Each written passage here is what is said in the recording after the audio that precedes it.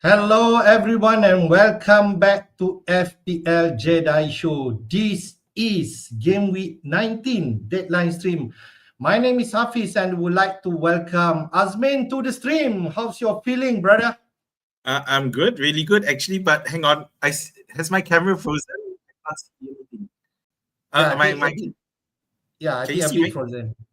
I'm frozen. Yeah, Okay. yeah. All right. I'm gonna try exiting and coming back, and then let's see if that works. All right. All right.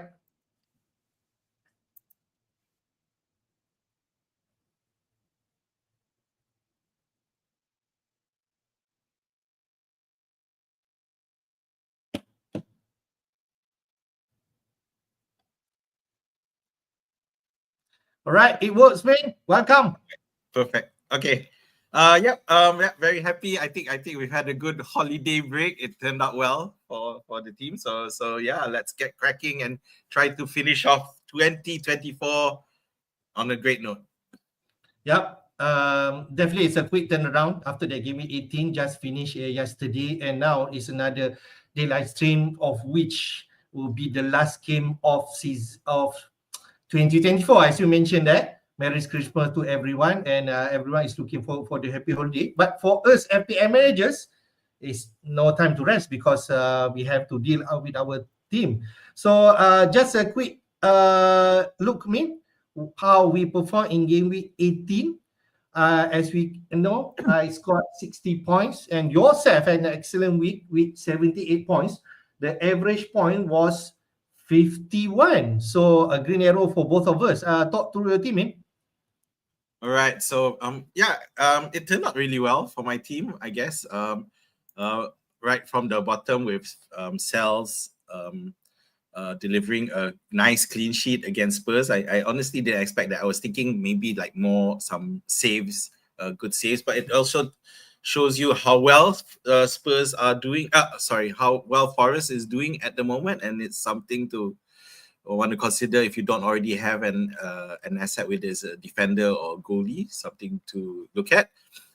And then of course you have Gabriel keeping a cleanie against Ipswich. Although to be fair, based on what I've seen on the net, if it would have been better for my rank if Arsenal had conceded because there's a lot of people doubling up on That's right. Arsenal defenders with this Raya plus Gabriel, the most popular combination, but that's fine. Guardiol, unfortunately, one of the rare blanks for my Wednesday match, and of course my transfer, which was to bring TAA for Justin, blank totally, and it was I guess I'm not surprised that Liverpool lost the clean sheet, but I am surprised that TA didn't get any returns, so a bit of a disappointment there. Salah, we both captained him, so yeah, not too much to distinguish the captaincy options this week.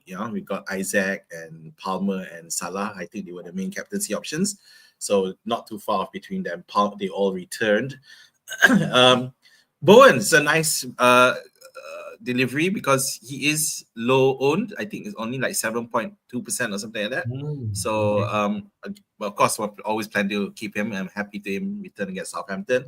Ahmad, my transfer from the previous week, my Saka replacement per se, did not do anything, but not to be expected. Of course, Pedro was the biggest disappointment, I would think. Still yet again another blank against Brentford. Who don't travel well on the road. It tells you a lot about Brighton's impotency at this point if they can't even score against Brentford, whose away form is terrible. Cunha, the gift that keeps on giving, and thanks, both of us have him, and we're still waiting on that ban. And I'm just relieved that I chose not to, because I was looking at selling him, thinking that the ban would happen for Jesus. In the end, Jesus blanked anyway. So that's it. And of course, the only mild disappointment was the fact that Aït-Nouri is down there at the bottom on my bench, and he played despite Wolves winning 3-0 and his temporary replacement scoring the week before. It's clear that the new Beto Pereira fancies Aït-Nouri to play in that setup, and he's the first choice for that role, which is a wing back role. He's playing, which is great for FPL, which means good things for Ait Nuri to come. So I'm relieved because I almost sold Ait Nuri for TAA so that I could have some more extra funds, but I decided to sell Justin instead because Justin and from the Leicester lineup, Justin isn't even in the starting lineup anymore, which is great. So in the end, 78 points. I know the setup of the team means there's going to be a lot of problems, benching issues later on, but I think that's a problem. I can't complain. I'm happy to have. Why should I complain, right? Yeah, I think you did mention about the goalkeeper situation, man. As you can see, I will have a goalkeeper situation that I need to deal with because Fabian has been stretched off.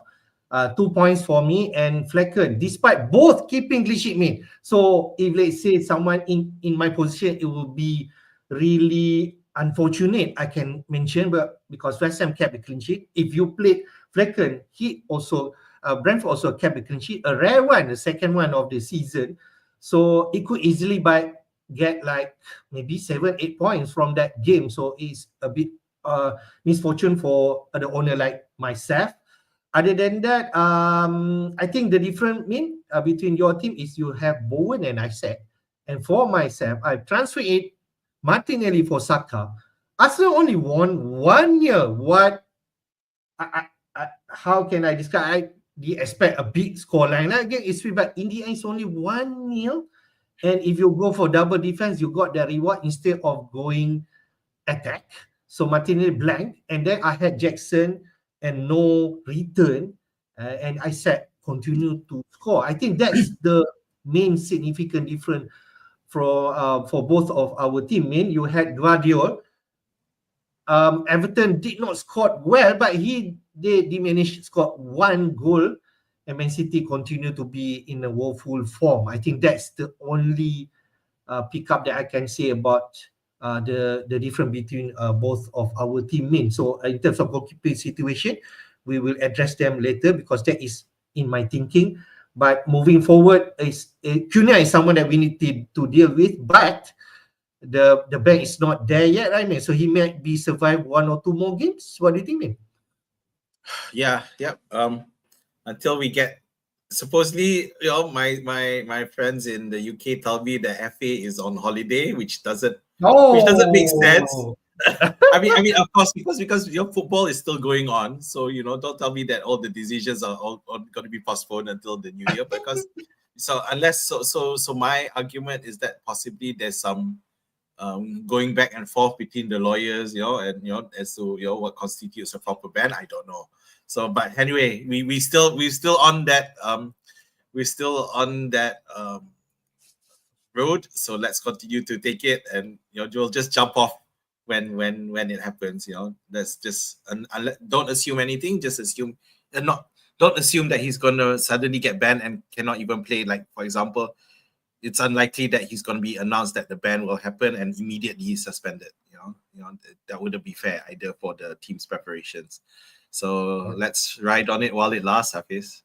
Yeah. But if you're in my position, I would like to have Isaac into my team. And if I say Cunha is banned, it's like really a way for me to get Isaac, a reason for me to ditch Cunha. But now with Cunha still not suspended, and the road to getting Isaac into my team is going to be difficult because I'm not going to teach Jackson just yet because he has an interesting fixture this week against Ipswich.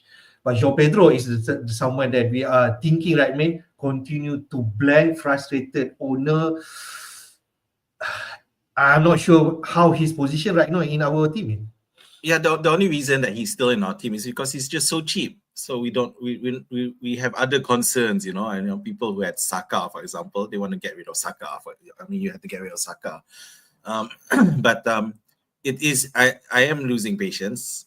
I have lost patience, and as we saw the week before, we didn't really look at our game week 17, but I benched Pedro in game week 17, and I only played game week 18 because I didn't see Rodgers returning at all for this week, despite I playing him in game week 17. So yeah, but in the end, Pedro's still blank, so it's definitely something to look at, but only if you have no other issues within your team. Right. Yeah. Make that One more thing I just want to point out is because, and this is hopefully to help motivate those of you who are still stuck in ranks that you would not like. For me, I was on, before Gameweek 17, I was on 469k. Wow. So I've jumped to 103k in the space of 2 weeks. So it just goes to show that, and Gameweek 17, I recorded my first 100 plus game for the season. So I'm really happy with that. But what my point is, the message I'm trying to give is simply that it is still possible for you to get a good week, which will propel your rank and it'll make you look better. And you just need to persevere, be patient, and keep finding the right moves to get there. So yeah, so that's it. That's what I want to say. All right, good thing you motivate myself, which at 3.4 million, and you mentioned about maybe some really good week that I could get and propel my rank even better. So that will motivate the people like in my rank, man, definitely. Yep. But green arrows are always good, no matter how small they are. They're still green arrows. Yep. I'm on like 6-7 green row, but it's a small one, but I'll take it. And moving forward, definitely 19 and 20. I think let's take a look on Gameweek 19 fixture before we talk about the team news and also press conference notes from the managers. Gameweek 19 fixture will happen tonight, of which at 10:30 p.m. Malaysian time, the early kickoff will be Leicester versus Man City. Can Man City finally break their winless streak? But it is away to Leicester. Definitely on paper, they should win this game. But you never know, right? Leicester at home, I think they can smell blood. If they say they can win this against Man City, definitely Pep will be on question mark, continue to be on question mark from the journalists. And then what we have after that, Crystal Palace versus Southampton. This is a money ball game to some people who want to write on Crystal Palace. I said Everton versus Forest. Everton has been decent, especially at home, producing clean sheets, but it's against fourth place Forest. We can say that. Fulham against Bournemouth, a really fine win against Chelsea, 2-1, so they are on high moral. Then Spurs versus Wolves. Postecoglou under pressure right now. Vitor Pereira, on the other hand, an excellent 2 weeks after being appointed as the Wolves manager. Can he continue to play a game against Spurs away? Then we have West Ham versus Liverpool. Liverpool are now 7 points clear at the top with 1 game hand. So can they continue? I suppose so, definitely in this match. And then what we have after that, Monday night, Aston Villa versus Brighton. Villa want to bounce back from their defeat against Newcastle. Brighton has been woeful. Ipswich versus Chelsea. Interesting. Chelsea had their defeat last week. Ipswich also. How this match panned out, it will be interesting. And the big one, Manchester United versus Newcastle. Amorim really under pressure right now. Newcastle on really hot form with Gordon and Isaac on everyone's radar right now. And then Brentford versus Arsenal. Arsenal is at second place right now, so they are really want to continue their form. About Gameweek 19 fixture, what do you think? So lots of interesting fixtures there. Just now you mentioned Arsenal, Brentford, with Brentford having quite a few issues as well. Although to be fair, we expected Arsenal to do much better against Ipswich, but still a win is a win. Chelsea, of course, needing to bounce back after a disappointing match against Fulham, and they in the end leading for most of the match, but in the end losing. Manchester United against Newcastle, that'll be great match to watch. You got very strong looking Newcastle against a increasingly embattled Manchester United, who've just lost their indisciplined captain, which very irresponsible in my humble opinion.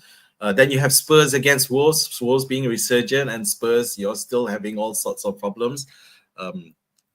Then, of course, as you mentioned at the start, City against Leicester. City still not being able to win, and to compound the problems, Haaland missed a penalty. So which is something that we didn't think would happen, but it has happened. So it just goes to show that the problems with City isn't just in terms of the play, but mentality may have is currently having an effect. They, I don't know how to think about it. It's more like they're so used to being up there, and then suddenly now when they're not, they don't seem to be able to find the right move to get back up. So I I think still I expect that. recall Pep did mention they are at risk of missing out Champions League spot. Whoever imagined that, right? Yeah, that's crazy because but of course age is a factor. I do feel that quite a few of the players are there longer than they should have been. Bernardo Silva, Walker, for example, mean Gundogan, who should never have been brought in. That's just that nostalgic move, which makes no sense now when you look at it. But yeah, I mean, they need something, and hopefully we'll see what happens in the January transfer window. They'll do anything. Right. So let's take a look at team news before we come to our team. Let's jump to Leicester versus Man City, man. So what's been the both media have been saying, especially on Man City side? Okay, so first, the main attack for Leicester, which JB Vardy is looks like he's okay. He may be able to play, so that's fine. But Wood Face, who's doubtful. Though to be fair, Face has been phased out of Leicester's defense because he's just not good enough. Too many fumbles and too many careless issues at the start. Jordan Ayew, who did score, who was the goal scorer against Liverpool, is suspended, which is fine if Jamie Vardy comes back. I'm a bit confused with Leicester because in the sense that someone who I thought would push on and do better under Ruud van Nistelrooy, which is Buonanotte. I was forced to sell him because I didn't realize I was suspended against his bank club, and now he doesn't seem to be getting into the starting 11. So I'm not sure what's going on there. Leicester, of course, didn't. Although they did score against Liverpool, but in the end, quality went over hard work. So Liverpool ended up still winning. So City, no real team news. We have all those flagged. I don't need to read them out. And this is a problem with this week in the sense that there's no real pre-match press conferences. Most of our news are based on what the manager has spoken after the last games. So we're just gonna have to feature on that. And I just wanted, this is why I stressed the point at the start of December that you should have a good working bench, so who are ready to come in when needed, because you never know who will be absent. And in just one example in this that I can think of this week was Luis Diaz, who not only didn't start but didn't even get subbed on, and which tells you that it is actually possible for your player to have and not be subbed on, meaning your substitute will have to come in. Yeah, so that's why it's still important, and that can still happen where people get randomly benched, and if the team is doing well, he doesn't come in. So something to hopefully everyone, our viewers have a decent bench to be able to make use of. I mean, just talk about some of the Man City asset, people who still have like the likes of Guardiola, Luis, or even Haaland. I think you just play him in this match, like, man, because easily could this be a game that Man City going to bounce back for all these winners and they're going to win this game big, right? What do you think, man? Yeah. Just play, because to be fair, we've been waiting for don't know how long now, more than a month now, for City to bounce back, and it hasn't happened. I'm not keen on picking up a City player at the moment, but if you already have picked someone up, I think there's a lot of people who went for Foden last week. You might as well keep, because the fixtures are there. For me, I still have Guardiola, and no way am I selling him. He's there, he'll stay. And in most cases, I'll still continue playing because he's still a goal threat. I even watched, I think, FPL Wire before they for this Gameweek 19. I think LR decided going to captain Haaland against Leicester and forgo on Salah captaincy. It's a big call, but I think that's how he plays. So interesting if you're still a Haaland owner, but it's going to be really, really swinging if, let's say, the result are going different way. Like, because Haaland's missed penalty last week, 0 points. and then Salah against West Ham. So later we talk about him. So interesting. But definitely you play all these players if you have him in your team. Let's go to the next game in Palace versus Southampton. Palace are coming to really decent fixture starting this week, and Southampton after that appointment new manager, Southampton did not win last week. But can they have a good result against Palace at away? So I'm not sure. What's the latest team news, mean? Right. So, with Mark Gray suspended, Chris Richards is going to start. I think for me, the bigger news is Will Hughes being a doubt. Will Hughes is such an important cog. He's not in terms of FPL wise, but in terms of football wise, in terms of linking the defense and the midfield and holding it up. So I do feel that they're going to suffer a bit there. Southampton, of course, you got Jack Stevenson, who was suspended for 4 weeks, for a ban. But now he's injured again, so he's no issues there. So nothing changed there. So, but Southampton, who were maybe a bit unlucky, not to at least get something against West Ham, 1-0. But there is improvement with Southampton in terms of how they play. You don't see them as suicidal as they used to be under Russell Martin. There's a bit more pragmatism there. So I feel that the manager is working on getting that defense solidity up, and after that working on that forward in terms of improving the attack. All right. So if you're thinking about Palace asset, maybe this is the right entry point. People talking about Munoz, talking about Henderson, replacement for Flecken, maybe. Then Sa, I think the one that people are talking about, as a replacement for Saka, downgrade really at 5.7, 5.8 million right now, and get those potential points from Sa. I think that's what people are thinking about that.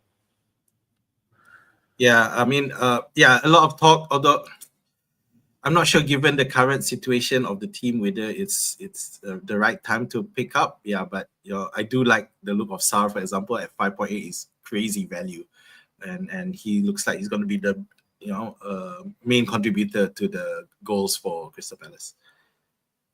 Okay, then next game, Everton versus Forest. We know Forest are high flying now, but Everton kind of in decent form, especially at the home. So what's the latest news for both teams?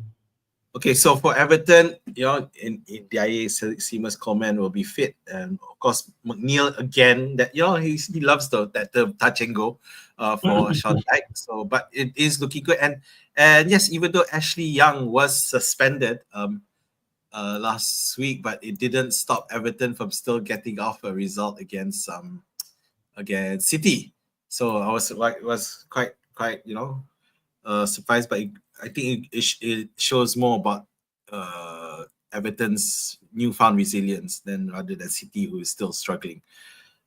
For Forest, no real change except for Ryan Yates being suspended, but I don't think it's a big deal. That defensive midfield, that defensive lineup, the defense lineup is really, really strong, so he's fine. So Gibbs White Anderson, we expect to start together with Aina Williams in midfield.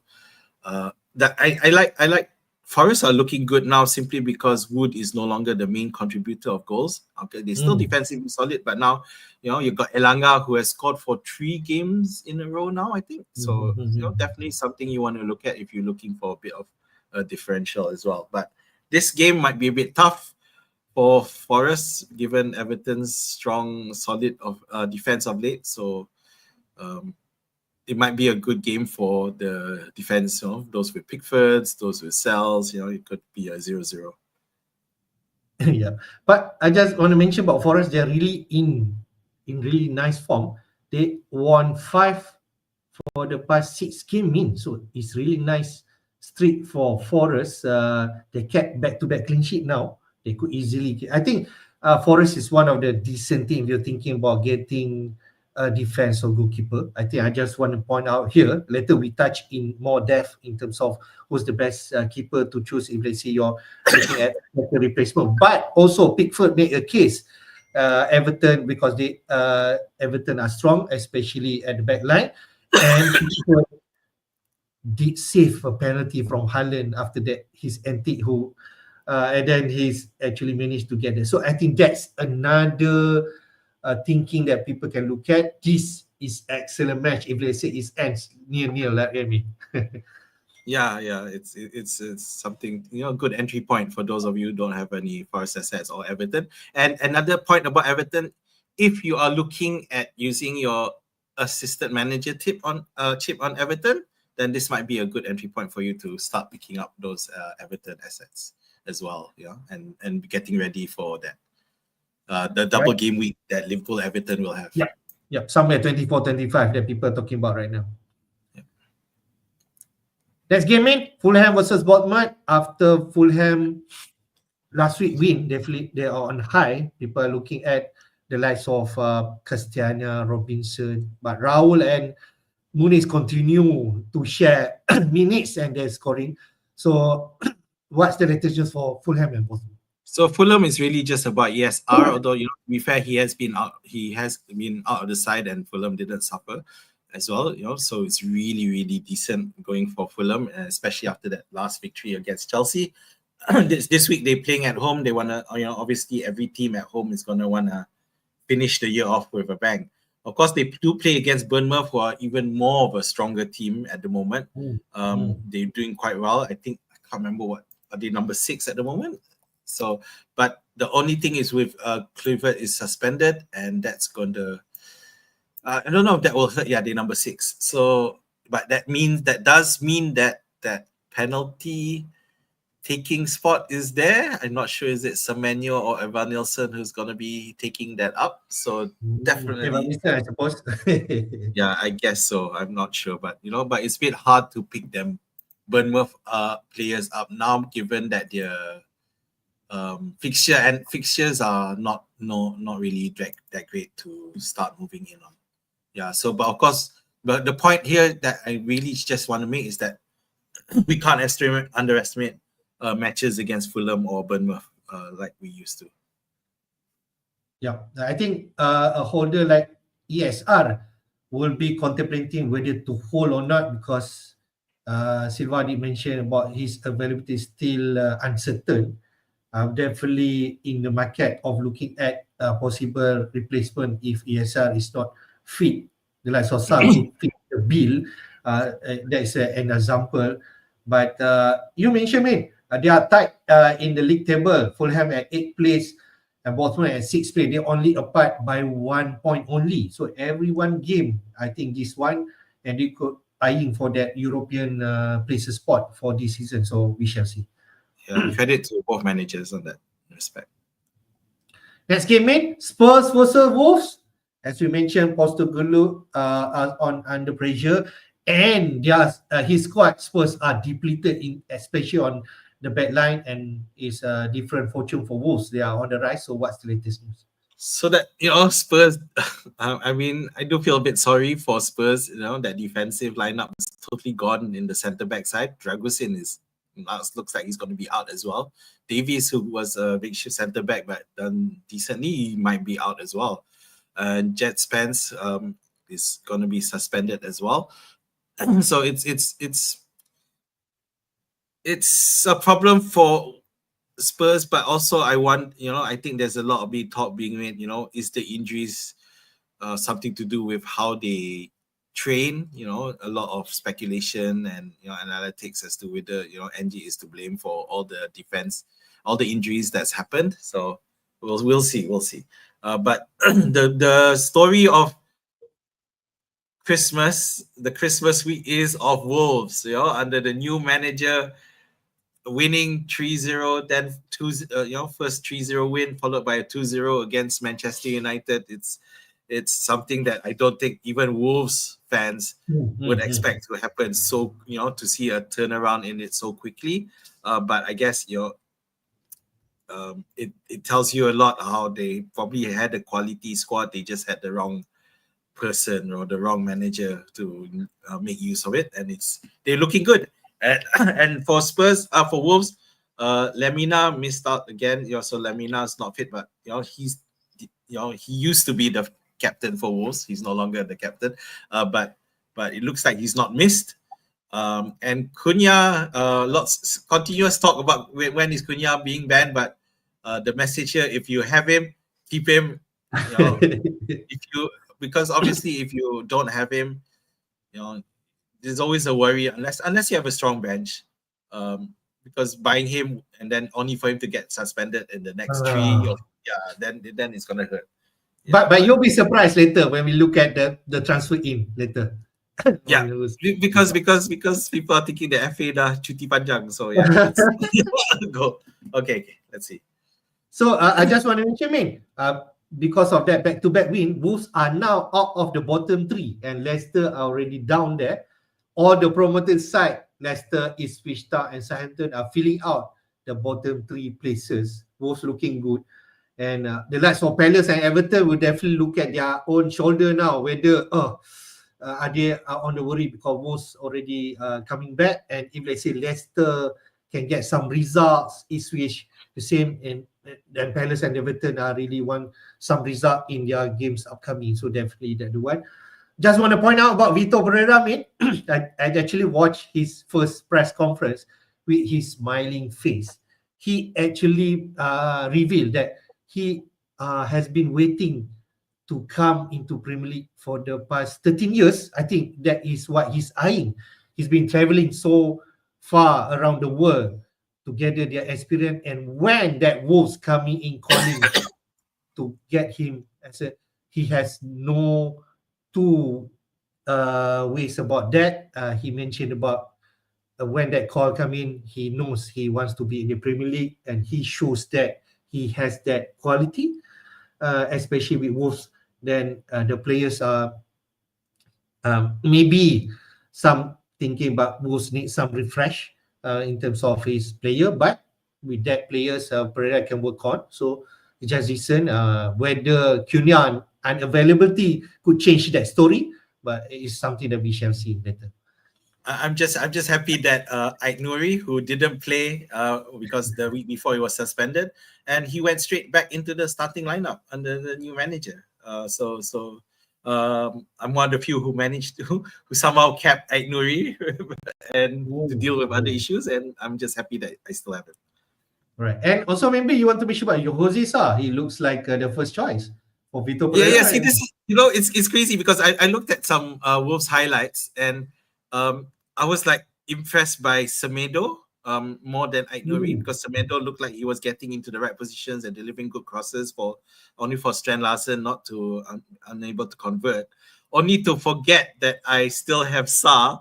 So of all the teams I've maxed out on assets, it's Wolves of all teams, which blows my mind. I can't even pick up because Vitor Pereira is now being mentioned as a potential manager for the assistant manager chip. And I can't pick him up because I maxed out on my Wolves assets. Interesting. Yeah. It's not far away that AM chip will be available to us in Gameweek 24. It's like 4 or 5 weeks away, and he could be the one people looking at. And I can imagine he'll be priced at 0.5 million, right? Yeah. All right. So let's see. That's enough about Wolves and Spurs team news. Next one, Min. West Ham and Liverpool, your club. I think Jota and Luis Diaz benching last week against Leicester. Frustrated who are actually getting those Liverpool assets. But I can imagine they start this game, right, man? So what's the latest news? So this is up for, I'll move to Liverpool first because it's something that we talked about a lot in the build-up, and we didn't talk about in Game Week 17 because we were, we didn't stream, but we, for Game Week 18, I'm sorry, but on Twitter we were discussing a lot, and a lot of talk was being had as to who would actually start. And I'll be direct and tell you that I got it wrong, because I was pretty confident that Diaz and Gakpo would still get the start, and for Darwin to get this game, and maybe Jota only. And then when I saw the lineup, I was like totally blindsided. I got it totally wrong, and I'm not gonna pretend that I'm probably gonna get it wrong again at some point. But because at the end of the day, Liverpool came off with a win, and Diaz did not see a single minute. He didn't come out of the bench at all. So it makes me very happy that I'm keen on picking him up for this one. I think those of you who already have Diaz, who picked up Diaz, and unfortunately, sorry, you got benched. And I think Afosz was one of them. He picked up Diaz, but since you already have Diaz, he should play for this one. There's no reason that he was on the bench, meaning he is fit. So no reason he shouldn't play. And Soboslai unfortunately is suspended, but I don't think that's a big issue. You got Jones coming in. They all Jones, Elliott is Harvey Elliott as well. So no issues there. So why I'm really looking at Liverpool midfield now and taking that risk or taking that punt is because West Ham have so much disruption to their injuries this week. You got Fabianski, who had this collision. I think he's serving some concussion protocol safety issues, so he'll be out. But of course, Areola, who we knew to be a decent player, but then he hasn't got a lot of game time lately. So it's definitely some disruption. Max Kilman, who's ever been at the centre back for West Ham, he's going to be out. Carlos Soler is also on the midfield. Thomas Sosek, Rodriguez, they're all more or less really? They've been established regulars recently and have helped West Ham in their current current decent form. So now they're out. So although they may have some people who are good enough to come in, but there's so much disruption and not enough time to really adjust possibly. Whereas Liverpool don't have that issue, so I do feel that this is going to be a great game for Liverpool. And I know a lot of people say West Ham are better. They got the thing under, but I do think that this is going to be one where West Ham are going to end up losing badly. Yeah. I mean, how about owners like yourself having Bowen right now? Is this the time to ditch him, or you just play him despite those injuries? So there's a good argument that you should continue to keep Bowen because against Liverpool have shown that they are vulnerable at the back, and Bowen will be up if assuming they use the same setup up front, which Fulkrug starting and Bowen on the right. Bowen will be up against Robertson, who I feel that Robertson is already starting to show a lot of wear and tear, prone to misjudgment. So I do feel that it might be worth it. Having said that, it is still possible that Tsimikas might start this match. So then that argument will be muted. So for me, I am actually looking at selling Bowen. So it's just a case of trying to find the right replacement. And there are some potential which we can talk about later. All right, next game in Aston Villa versus Brighton. Brighton and Villa are not performing well, especially last week. Villa want to bounce back, but Brighton has been depleted also in terms of their players. So what's the latest news? So Duran now suspended for 3 matches and Matic has suspended for 1, which paves the way for Watson to come back in. Of course, Watson did come in as a sub. I keep saying Watson. Yeah, Watkins came in as a sub, but unfortunately Villa wasn't able to salvage anything from the previous match. I think it's big news that Ramsey is back in full training. I don't know if it'll be too soon, but I do think if he comes in, then Villa have a much better chance of doing well for this game. So for Brighton, no real changes. But the biggest news for Brighton is Solly March coming in as a sub against Brentford. So it was quite, the welcome he got from the audience showed, how much, the squad misses him. And at the moment, Brighton are suffering from a lack of potential for goals up front, especially with how Pedro misfiring. So I don't know how they're going to improve, but they are against Aston Villa, who are suffering themselves. So it'll be interesting to see how this goes. Wiffer could make a return. Wiffer, who did well in the previous game before, he wasn't available last week. So maybe he might help to make a difference. Yeah, I think so. I think Watkins is an interesting option. You're looking into the market for forward, but Isaac should be your number one to get him before this Villa. People talking about 2 week ban for Watkins against Brighton, and then Leicester, if I'm right, in Gameweek 20. So both at home. So I think that could be a nice entry point if you decided want to be differential. And also, mate, just to point out, Gameweek 19 will be your last chance to actually activate your first wildcard. So you could do that and getting this kind of player who other player might not be able to get in, right? So I think that's interesting. Yeah, so that wildcard thing, I think those of you who've had the patience to hang on to your wildcard so far, so well done. I'm not one of them, but of course it is a chance, and we're not going to talk really about wildcard templates, right? But basically, you need to, Palace who have been looked at as the new, teams that they definitely deserve a revisit. Palace, Everton, we're doing well because previously we don't have much, so that's the time. This may be the time for you to start looking at bringing these players from these teams in. Right, next game, Ipswich versus Chelsea. Chelsea has been the past 2 games they drew and then they lost against Fulham, and now people are questioning about Maresca team selection, talking about Merdeka and Vega missing because of technical decision. I'm not sure what's that. So what's the latest news for both teams? Okay, firstly, Ipswich. So Sam Morsy, the captain, is now available. But to be fair, they did fare well in his absence against Arsenal, so he should be back. Chelsea, yeah. So the problem is that Chelsea lost last week, and it is an issue. So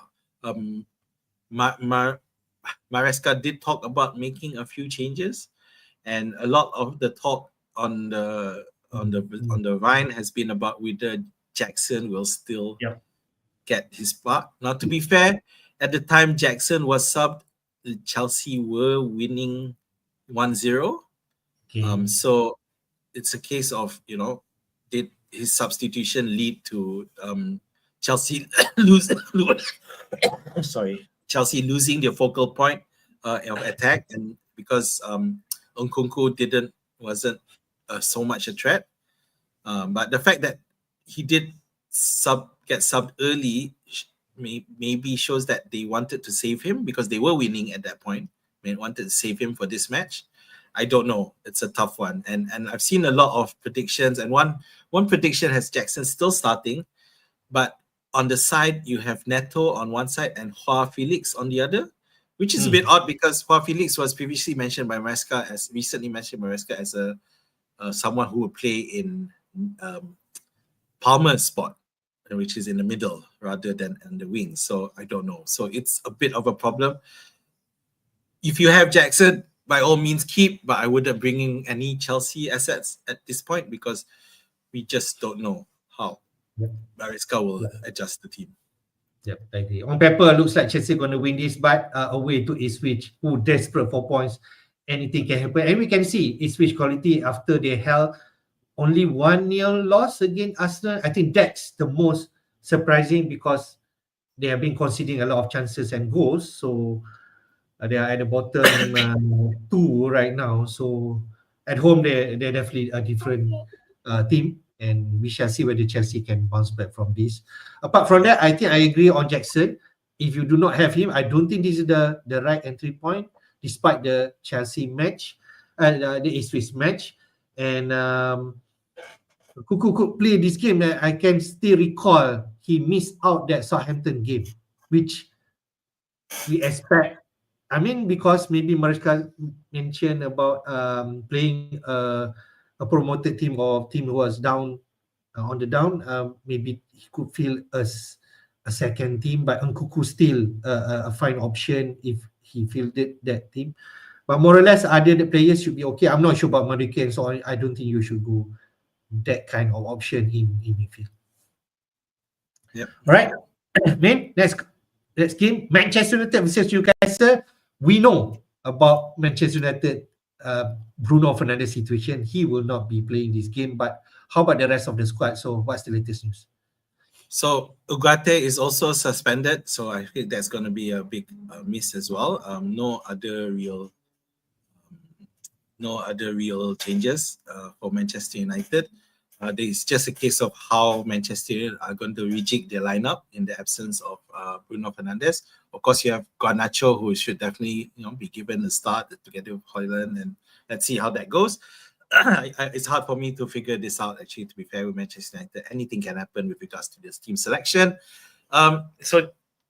Livramento could return. He didn't play for the Boxing Day, so he should be back. Illness, I don't know, is that a Christmas illness or what? I don't know. You guys decide. Lah.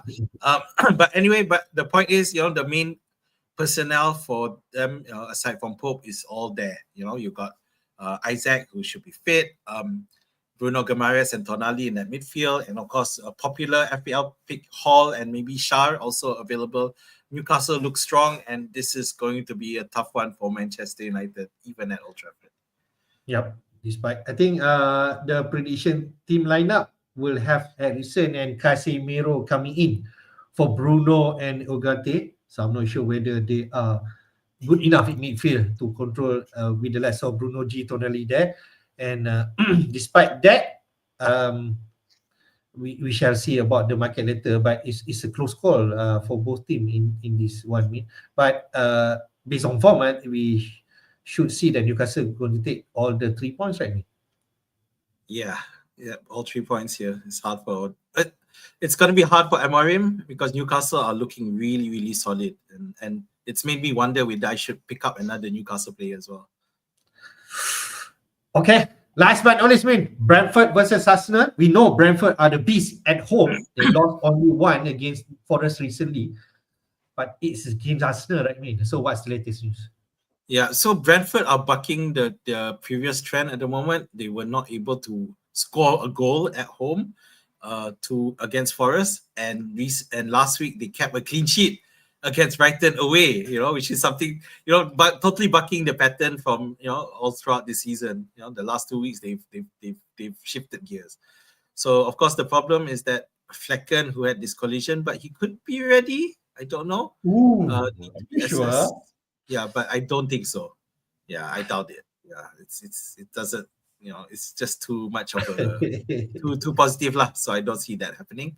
So Vanderberg might be back, so he'll be helpful. Of course, Jensen, who is such an important asset for Brentford as well. If he's back for that midfield, he'll help. For Arsenal, okay, so we do know that Saka, of course, obviously more out. So if you still have him, sell him. Other than that, Raheem Sterling could be back, but he's not really a factor for us in terms of FPL for now. This match is going to be another tough one, but Arsenal should have more than enough, in terms of winning. They have the personnel, so I think Brentford are just going to be too tired. And Brentford were Brentford and Arsenal both played the last match for Thursday night. Yeah, but I think Brentford are the ones who are going to be suffer more than Arsenal. Okay, just a quick one because this is one of the talking points. Saka replacement last week. There's a lot of option, but after that game week 18, who's the best option? Do you think because Bruno Fernandes are suspended, people jump into Bruno? I don't think people will go there anymore. Arsenal assets, is it the one that you should still target? The likes of Odegaard, I don't know about the rest. What do you think, So here's the thing, especially for those of us who ended up with Bruno last week. Yeah, so definitely you can still look at them. Although to be fair, last week the last game against Ipswich didn't exactly give them and do them any favors in terms of picking up new assets from Arsenal. And in terms of the fixture's not that great either, but Brighton, Spurs, Arsenal, Wolves, it's quite decent, so you can still pick them up for the long term. I don't know whether Jesus, that spurt was very just masa tu je, not going to happen anymore. I almost picked up Jesus last week before I went for TA, who blanked anyway. Yeah, okay, but I don't think you should interest on Jesus this week, right? Less interest, right? I wouldn't, if you don't already have Arsenal assets, I wouldn't pick them up now. I think there are better options elsewhere. Right. Let's go look at transfer traffic for game week 19, Min. As we mentioned, there will be some surprise names here, but no surprise. Number one coming in this week is still Isaac with 509,000 so-called managers have brought in for this week. I think he's already owned by 44% manager, 44-45%. He is likely to rise more coming because there is no other good forward right now, even not Haaland that we can recommend, right? I mean, so Isaac number one, Cunha number two. I think that's one of the surprises because maybe he has been performing, but his ban is imminent, right, man? So I'm not sure about that. Cunha big, but he's number two right now. Gordon, after that 10 points last week, all right. He could be the one that people are replacing for Saka. Aina and Forrest have been decent.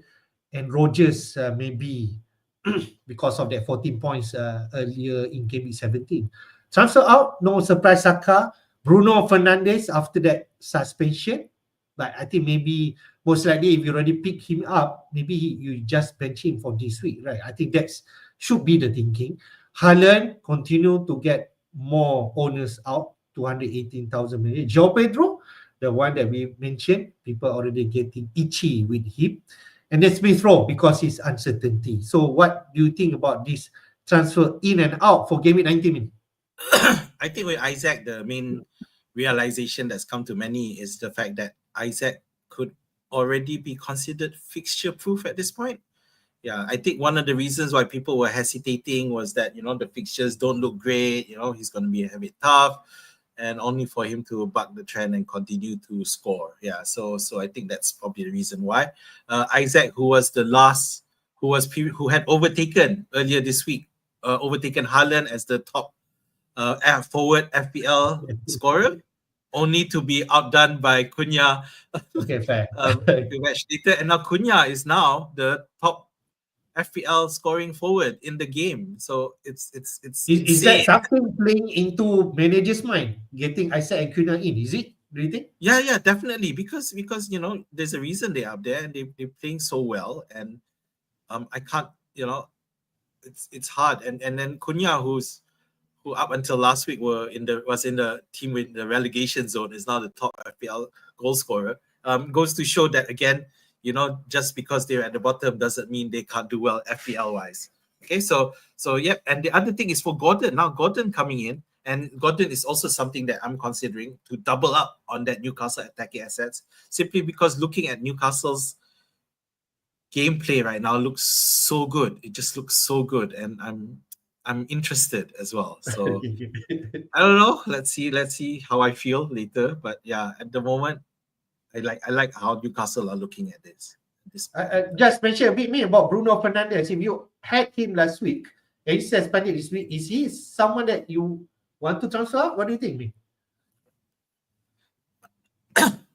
I would, because I just don't like his style and his temperament. No doubt he can score goals and he's the penalty taker, but I do feel there are better, more stable options elsewhere, because at the end of the day, Manchester United are not performing either, to up to their expectations. So it's one thing to have someone like Cunha at the bottom there, but he's performing, he's doing well. And then you have Manchester United, it's costing a lot more. Bruno's costing a lot more, but not performing or very erratic. So I'd say a sell and go elsewhere and look for more safer options. I don't, in my play safe mentality at the moment, bringing Bruno is not a play safe move. Okay, fair. How about João Pedro, top 5 out for this week? Is he a must sell? Okay, it's not a must sell simply because his price is so cheap. You're going to have issues elsewhere. But he has gone into that category. The sooner I can sell him, the better. Ooh. And I don't care if I sell him and, the next week he gets a hat trick. I'm not going to get upset about it because I just don't think it's worth it. He's already done enough to prove that he doesn't deserve to stay in my squad. All right. Quick one on the suspension, because Azmin already recapped all the ban lists. I think there's around 10 or 11 players suspended this week, starting with the one that definitely point out is Bruno Fernandes, one game picking up 2 yellow cards and then suspended for this week. Other than that, the most imminent one maybe I'm not sure about people having Duran in their team, but he's gonna be suspended 3 games because of that red card. So I think that is someone that you might want to transfer out immediately. Other than that, I'm not so much significance to check, Grant, not so much on Cliver. I suppose people are not getting him. But I just want to mention about suspension tightrope, mate. This will be the last game week before you'll be suspended with 5 yellow cards. After that game week 19, it will be accumulated to 10 yellow cards up to game week 32 if I'm right. So some notable players, they just want to mention that double digit ownership, especially Jackson is someone that has been holding with 4 yellow cards. So if he's got this yellow card this week, he will be suspended, right? For game week 20. Other than that, Sanchez, Chelsea, Rogers, someone people having also, Madison and also Robinson, Fulham. I think this the top 5 players with double digit ownership that people should worry if you're thinking about jumping in, mate. So how about this suspension list? This is insane list, okay? And there's so many players there that would have an impact on FPL. So one of the reasons I finally chickened out of Jesus last week was because he was on that suspension tightrope. So he could have easily scored and then got himself suspended, and I wasn't willing to take that because I already have 3 players here. I've got Nuri, I've got Rogers, and who's the other guy? Is it just 2? Nuri, Rogers? Okay, maybe I just have 2. Nuri and Rogers. Okay. So it's already, I don't want to pick up a third person, and it's making me hard to pick up. And then because you also have people like other people who have done. Oh, Robinson. Yeah, so 3. Robinson's my third person on the suspension list. So so it's hard for me to pick up an additional player because you never know if one of them kena, my game week 20 is going to be looking very problematic, and I don't want that. So you also have to monitor that in terms of your the teams, because you're not just looking at those who are FPL picks, but those who are very important in your squad in terms of making the when looking at how your team set up or purchasing players. For example, Shah and Tonali, who are very important to the Newcastle setup, they might get suspended. So the week after, which might make you reconsider bringing in Newcastle assets further. You see, so that's an example. Yeah, so you do need to look at that and decide how you want to make it happen. So I'm not sure. You do have to adjust that, and of course, when you have Duran suspended, it makes Watkins a shot at going back and getting back his starting spot, because it looks like he's lost his starting spot. But that's why. But this is why some Aston Villa fans were not that. They didn't think that Duran would last for long as the regular starter, simply because of what just happened. That his temperament, his attitude, and getting himself suspended like this is just very irresponsible. In a way, a bit like Bruno Fernandes, but let's not talk about that any further. For Liverpool, the other thing that makes me confident of picking Diaz is that Gakpo is on a 4 suspension tightrope. So if Gakpo is suspended, that increases the chance of someone like Diaz continuing to get that start. And plus, of course, him didn't get any minutes at all last week. So which makes me very confident of if I wanted to pick him up now. Just want to point out, for Liverpool, Everton will be slightly different. They play one less game, so they'll be having like 2 matches more before that accumulation coming in. So I think just want to point out that. So maybe Gakpo has to manage another 2 games before he's been released. Yeah, which makes it worse. So yeah, definitely not wanting to pick up Gakpo then. Thanks. I totally forgot about that. Okay. All right. Mate, last one before we come to our team selection is people are looking at goalkeeper replacement. If we have Flecken especially, who's the best replacement? Talking about from update from Thomas Frank mentioned he might not be ready for this week, and the fixture for Brentford especially will turn back because they're playing Arsenal this week and then some good teams afterwards.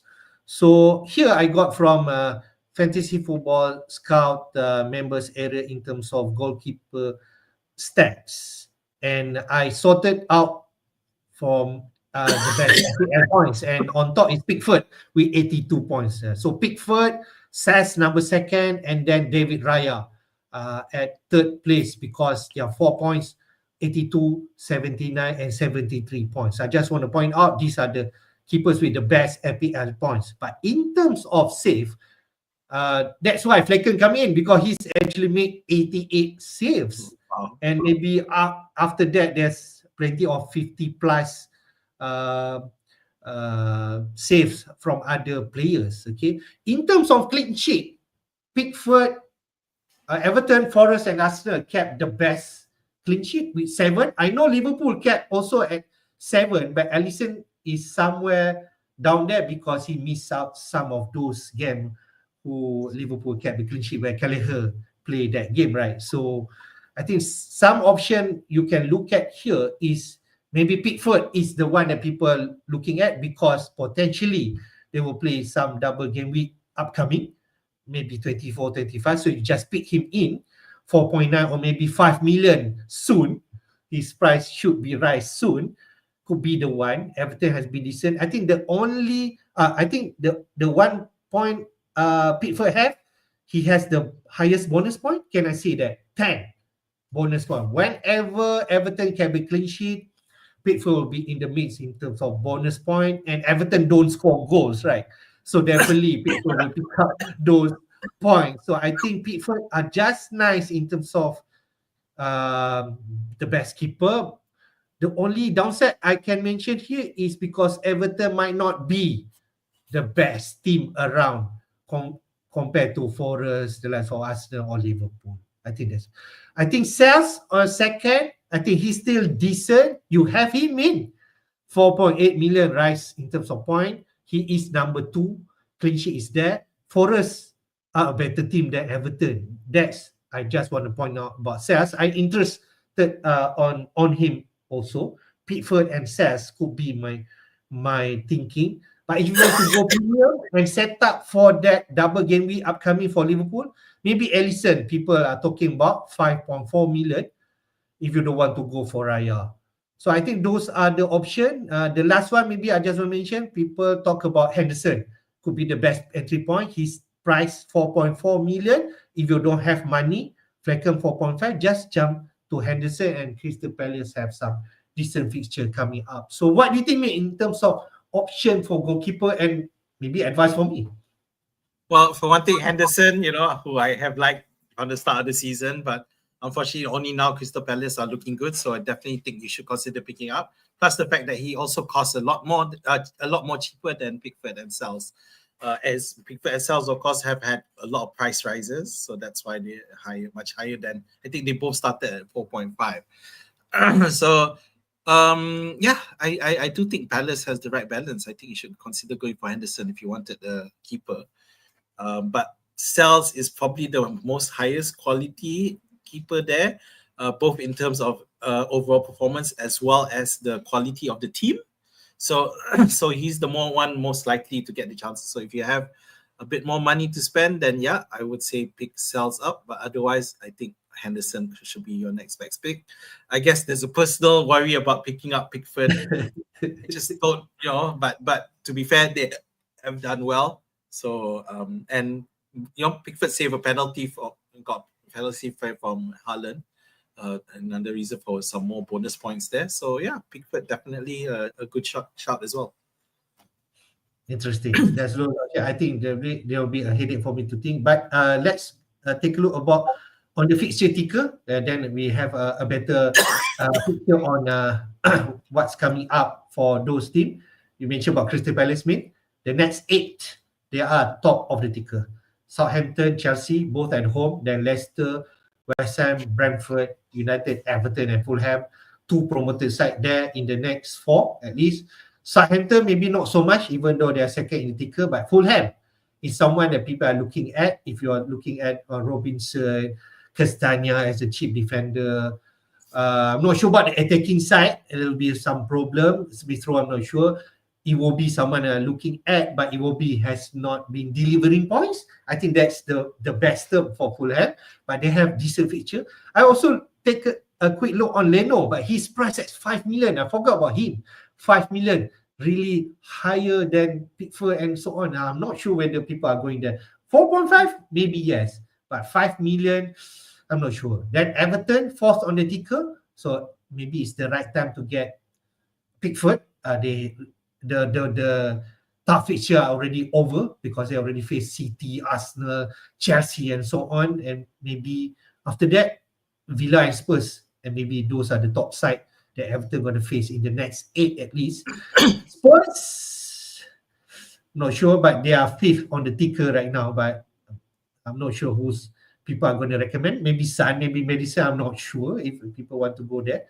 In the bottom ticker, Ipswich, Wolves, and the West Ham in the bottom 3. Wolves, we talk about Cunha. After that, they face Forest, Newcastle, Chelsea, Arsenal, and Liverpool in the next 8. So maybe that after that, if let's say Cunha ban, maybe people are looking at elsewhere in terms of Wolves. You have Anuri, maybe there's something that you can think about. Things of the fixture. West Ham is a no-go, but if you have player like Bowen, Liverpool and Man City in the next 2 main, so it's a tough choice. So what do you think about fixture ticker, man? Yeah, so this is why Crystal Palace is being talked about a lot, is up there because unlike Southampton, Crystal Palace have been known to be, from last season, we know that they can perform well once the team is clicking. Fulham, of course, they're up there in the fixture ticker, but in terms of FPL wise output, Fulham doesn't look that great. So I'm happy to own just Robinson. I think those of you who went for Castagna, I think he's also good at a cheaper option as well. I need to check on Tete's, how long Tete is out for, but at the moment I think Castagna spot. Maybe around 2 months, maybe 8 to 10 months. So those of you at Castagna, you keep it. I'm not sure whether or not getting further investment in Fulham attacking assets because we've seen Raul get subbed and and Muniz start and do well, but at the same time they are not the penalty takers, and this Pereira is the penalty taker. Then you have ESR who's coming in and out of the side. It looks like the only other possible option is Iwobi, but it's not sexy enough for me, so I wouldn't go there either. But other than that, you got Spurs in the top of the fixture ticker, but it's very hard with Spurs because the points spread is quite wide. With his son, Johnson, Solanke, Kulusevski, they're all capable of scoring, and which will tend to result in the other players blanking. So I'm not sure about actually picking up further investment in Spurs if you don't have them already. All right, man. Let's go to our team. Go to my team first. I have a dilemma this week for sure because I have a goalkeeper situation. I have Fletcher and Fabian combo. I have 4.1 million in the bank after getting in Martinelli for Saka last week. Only one free transfer, and my captain for now is definitely Salah. My team, Flecker in goal, soon to be someone else.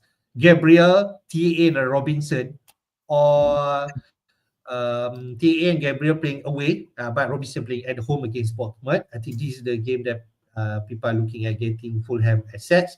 Palmer, Salah, Rogers, Enzo, and Martinelli. I think those are the players that I'm going to play them.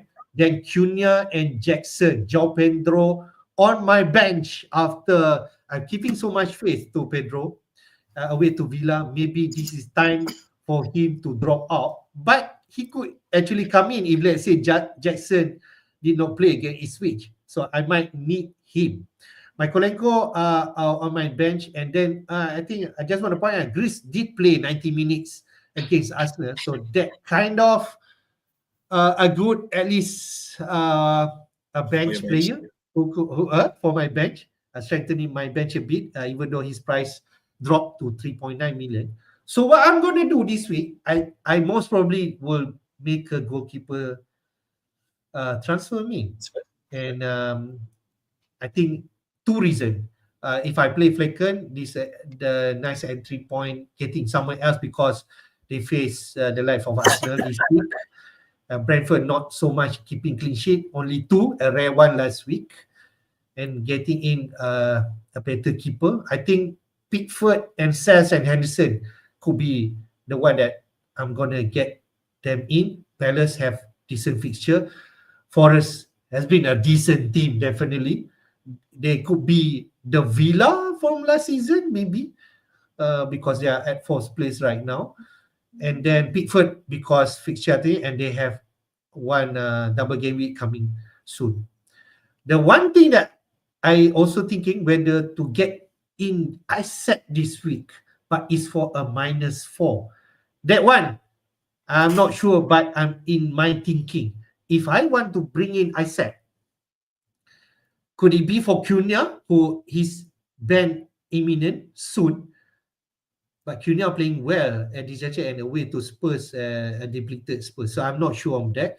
Another option, I could get in Isaac for Pedro, but I need to bench whether Enzo or Rogers for this week. I think there's dilemma. Maybe I should hold Isaac for now and maybe transfer him next week, which is a option that is a better, where I might need to take out Cunha soon rather than later, right, Min? So what do you think, Min? No, disagree. I think you should keep Cunha until he stops scoring.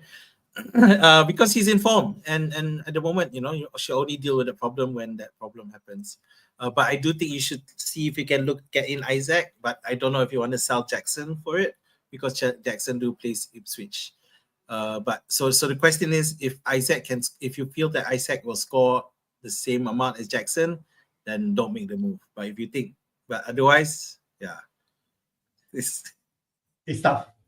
It's tough. But I know I want Isaac moving forward. But I also know Cunha is someone that I'm going to transfer out somewhere in 1 or 2 weeks when the ban comes in.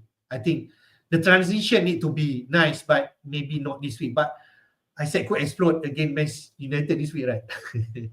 Yeah.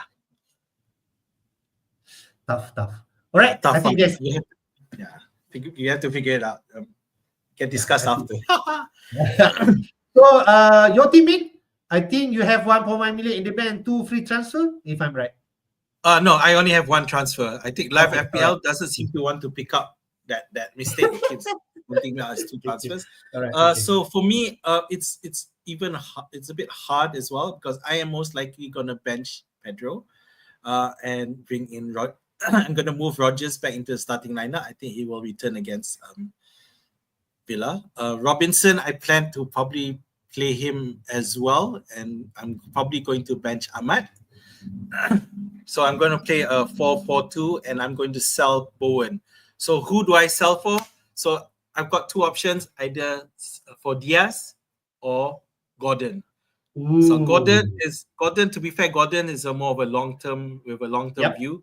Diaz is more of a. I just think he'll hold this week. I think he'll hold on Sunday night, and I don't want to miss it. Him being it would, if only he had come in for a few minutes against Leicester. Yeah, but because he didn't, I'm like, oh my god. I mean, I acknowledge there's a bit of Liverpool bias there, but the only problem with me going for Diaz is the fact that if I do so, then I will have tripled up on Liverpool assets, which will probably which is good for the double game later. But I don't know, will I keep them that long up to the double game? Yep. And of course, if I want to go for the safe play assisted manager option of picking slot for it, I don't know either. So that is stopping me from picking up Diaz immediately. Whereas for Gordon, I just feel that Newcastle have leveled up and they're doing well. Yeah, so it's just my only worry with Gordon is fatigue, whether or not they're able to sustain that momentum. Because and of course they do play Manchester United this week. So yeah, I do think Isaac will still do well and score though. So 4-4-2 for me. I will probably bench Aït Nouri despite me being romantic about him. So yeah.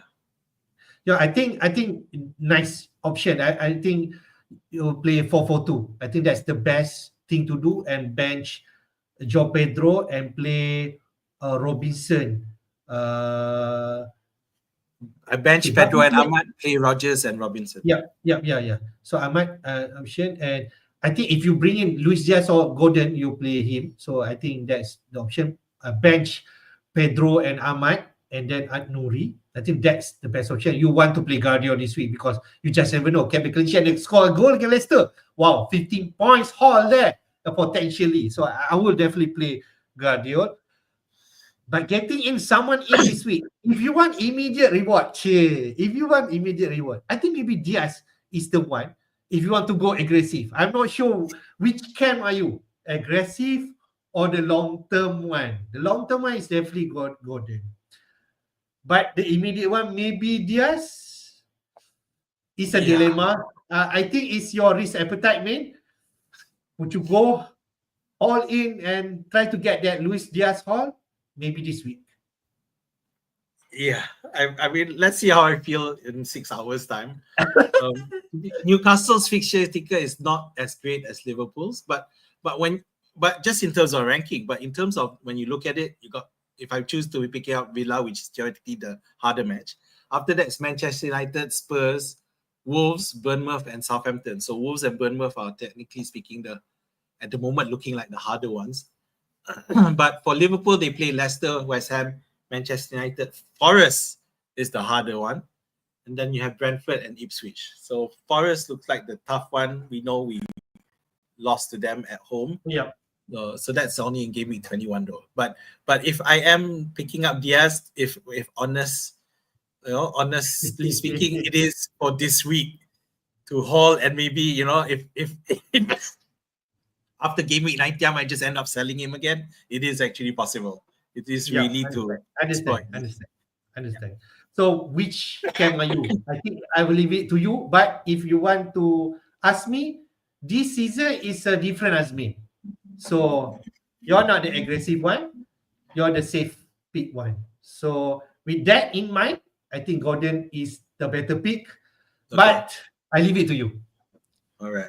The main thing that's holding back is the fact that I will have tripled up, and TAA hasn't performed yet. So we'll see.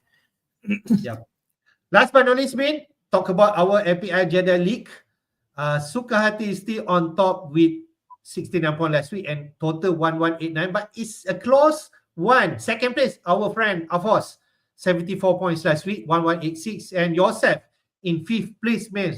Keep rising, 78 points, 1163. So I just want to point out Sukahati punya team. I think this is what people like us are looking at. He has sales, man. He already set sales, and he has Flecken as his second keeper. So he will play sales. He has Aina, interesting. Yeah. Gabriel, TAA. I think that his 3 back line. Michael coming in because Luis Diaz missed out. I think Luis Diaz is transferred in for Saka, if I'm right. So he will have Diaz this week, man. Diaz, and you talk about Afosz, he also have Diaz. So you need to keep up with them. Salah, Diaz, Palmer, and then probably he will play Ahmad in midfield. Jackson, Pedro, and Cunha up front. He doesn't have Isaac, man. So I'm not sure whether he will get Isaac in this week. Maybe for Pedro, if he has money. I think he has money. Yeah, he definitely has money, I think. But I guess he's on the same page with me in terms of having Ahmad, but I don't know. But the biggest thing for me is that having 2 Forest defense is paying off for him. And Aina has already scored 2 goals this season, I think. Yeah. So he's looking, and he already has Michael Lenko to capitalize on the Everton's strong defense. So yeah, I mean, it could be amazing. Yeah, so I'm not sure whether you're going to follow them, Diaz, or you're going to be different and getting Gordon. But it's up to you later. Just want to shout out to the rest of top 10. Abang F at 3rd, Afan United at 4th place, Simpang Pulai FC 6, they are going down. Panglima 11, 7, 8, Panji Hitam 9, Jelebo FC, and then Beta Teens at 10th place. So our deadline will be at 9 p.m. Malaysian time today, man. So if you are here around, do hit the like button and subscribe to our FPL Jedi YouTube channel. Yeah, So, and all the best. I just want to say that, you know, don't be surprised if you end up having to use your bench again. You know, I think, you know, it's totally possible there'll be some surprises. Let's see if we can hold on long enough before deadline and see whether we can catch anything. I doubt we will, but you know, you might as well. If you're not busy, it is a Sunday, so those So I don't know whether people will be, you know, ready. People will be moving around in a bit, but yeah. So if you want to play it safe, make your transfers now. All right. Thank you guys for joining. Happy holiday and happy New Year 2025 to everyone. And may all the green arrows be with you guys. Thank you and have a good weekend. Bye. Okay, bye-bye.